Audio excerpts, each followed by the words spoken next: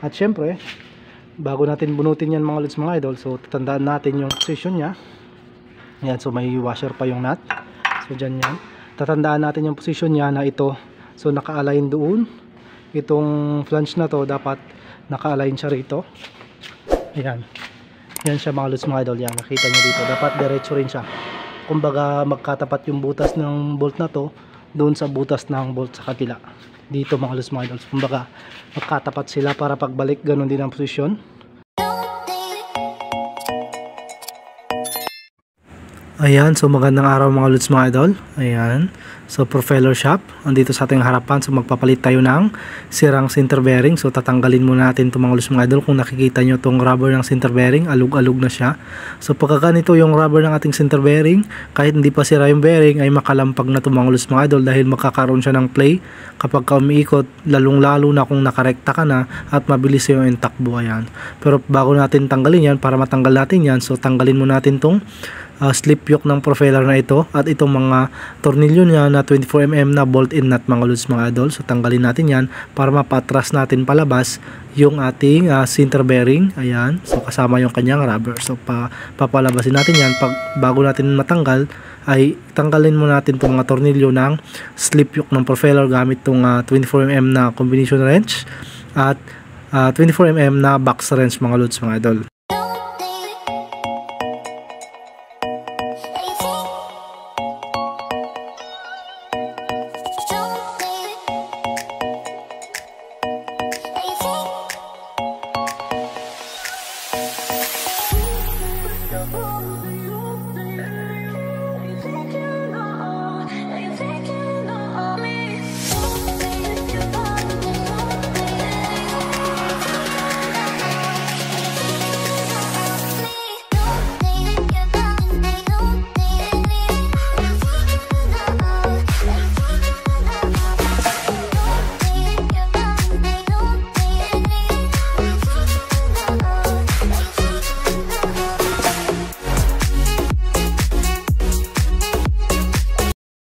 Ayun siya mga lodi.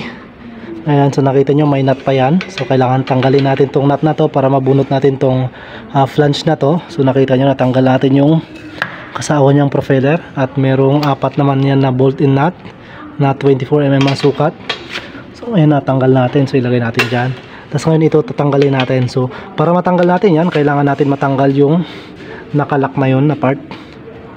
Kita nyo ba mga lodi? Ayun, so kung nakita nyo yung groove na ito nakalubog, so ayaw mag-focus ng camera natin. Ayan, so yung nakalubog na part na yun, kailangan natin sungkitin paangat para maikot natin itong kanyang nut. Ayan mga lods, so sungkitin muna natin gamit tayo ng screw.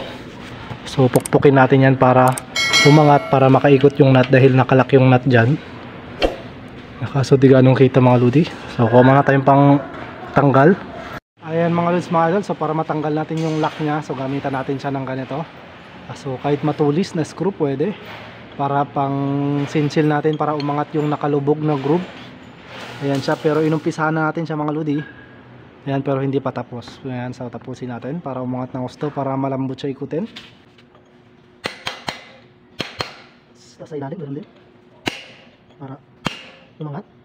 Ayan, tapos dito ganun din siya para ayan. Ayan siya. Nakita niyo mga lods mga idol. Ayan. So nakaangat na siya. So nakalayo na siya dito sa groove. Pero dito sa kabila, so ngayon luwagan natin para matanggal natin yung flange, para may labas natin yung kanyang center bearing. Ayan. So gamit tayo ng 46mm na socket, 3/4 drive, touch power handle.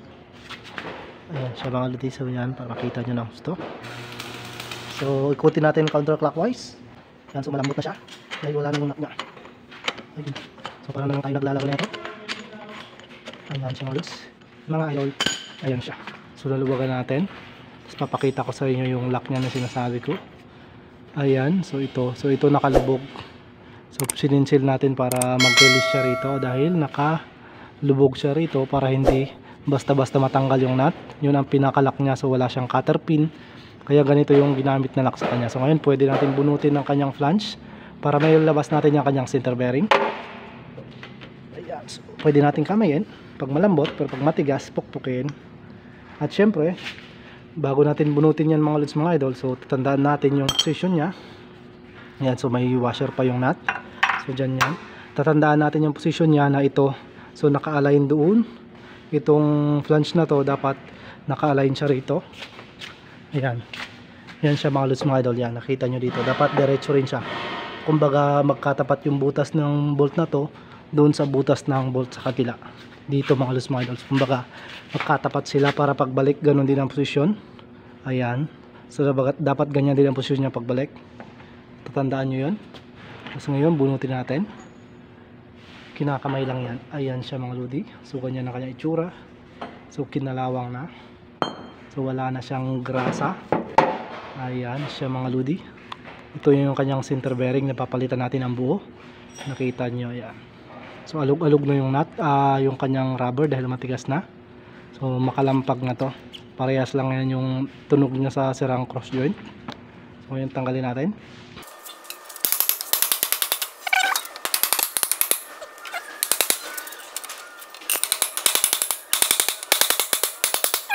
So ito na siya mga lods mga idol. So pinukpok lang natin. Nakita nyo, ayan. Ito na yung kanyang center bearing. Tanggalin natin yung kanyang oil seal dahil may kasamang oil seal dyan dito. Ayan. Yan siya mga lods mga idol. Center bearing ng propeller. Ayan. So dito siya nakalagay. So ganoon lang ginawa natin pagtanggal. So pinukpok lang natin. Ngayon natanggal na siya. Yung makikita. Ayan. Ito na yung kabuuan. Ayan. So orderan natin ito mga lods mga idol para mapalitan ng bago. Ayan siya, kung makikita nyo dito, mas kita dito yung problema. Ayan, so laki na ng gap. So makalampag na ito mga lods mga idol. Ayan, dito rin sa side na ito at doon sa kabila. So hindi pa pwede yung ganito dahil maingay na siya. So makalampag na siya pagka umiikot, lalo na kung mabilis yung takbo na ating mga sakyan o sa mga truck. Makalampag at ma-vibrate na to. Ayan siya. So ganyan lang, ganun lang ang pagtanggal mga lods mga idol. So gawa na lang natin ang video, yung part 2 niya kung paano naman isalpak ang center bearing dito sa kanyang propeller shaft. So yun ang video natin ngayon mga lods mga idol. So maraming salamat.